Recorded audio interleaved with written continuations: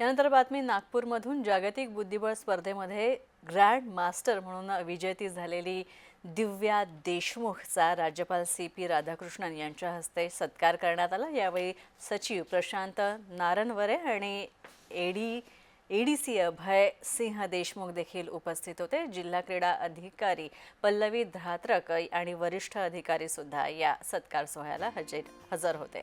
मुख्यमंत्र्यांच्या हस्ते त्यांचा सत्कार करण्यात आला।